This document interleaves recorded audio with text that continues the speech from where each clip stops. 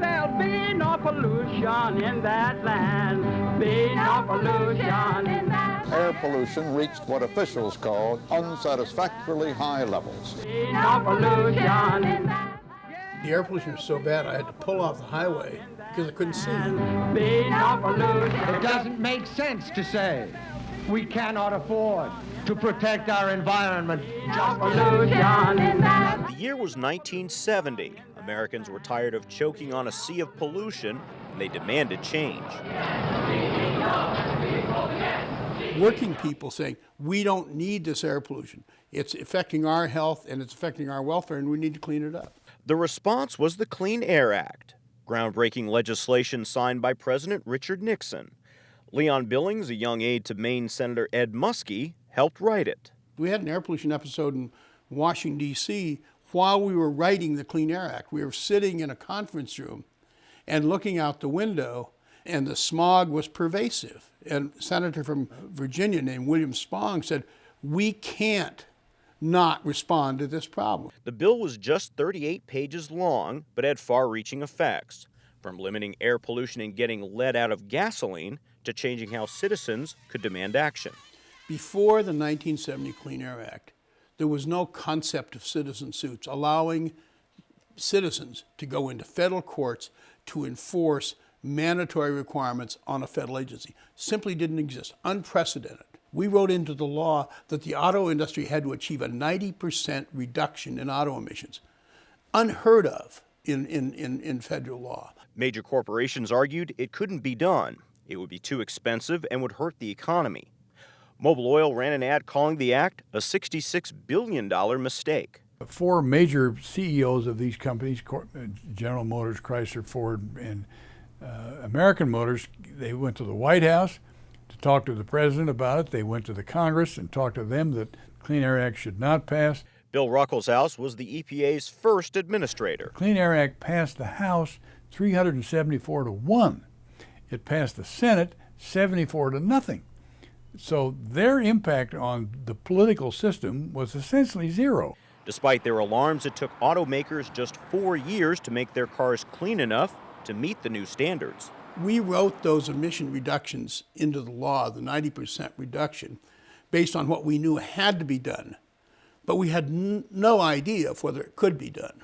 The law even found an unlikely ally in President Richard Nixon. Shall we make our peace with nature and begin to make reparations for the damage we have done to our air, to our land, and to our water? Despite Nixon's support for the act, some say it was more about the upcoming '72 election than his concern for clean air. I don't think Nixon had a bone in his body that cared about the environment. We've never had a president before or since, with the possible exception of Teddy Roosevelt, who had anywhere near the environmental record that Nixon did. And he was a reluctant warrior, I'll tell you. But nevertheless, he was a warrior. And so was Ruckelshaus. He used the act aggressively, suing a number of cities to demand improvement in air quality. And it worked. According to the EPA, in its first 20 years alone, the act prevented more than 200,000 premature deaths, nearly 700,000 cases of chronic bronchitis, and 18 million cases of respiratory disease among children. But some say the economy has paid a price. I think we could still have clean air without all of the unnecessary underbrush that's grown up over the years. Jeff Homestead ran the EPA's air division under President George W. Bush and is now a lobbyist for a number of power companies. He says parts of the Clean Air Act have worked, but it often smothers businesses with red tape. There is no doubt that the permitting hurdles that you have to go through to build a big industrial plant are much more difficult to overcome in this country than in other countries. And as a result, you do see much more heavy manufacturing moving to other countries. And I don't think that's been a good thing for this country. The environmental laws have not been a threat to our economic development. They've shown that it's not a choice between economic growth and environmental protection. The two go hand in hand. California Congressman Henry Waxman wrote the 1990 amendments to the Clean Air Act, clamping down on pollutants that caused acid rain and ozone depletion. We've cut the air pollution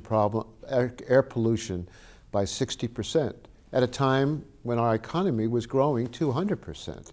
So it certainly didn't impede the growth of the economy. Now the challenge of balancing environmental protection and economic growth is entering a new frontier. EPA Administrator Lisa Jackson wants to use the Clean Air Act to regulate carbon emissions. Not only is she going to, she has to. The Supreme Court has held that carbon dioxide is a pollutant within the context of the Clean Air Act.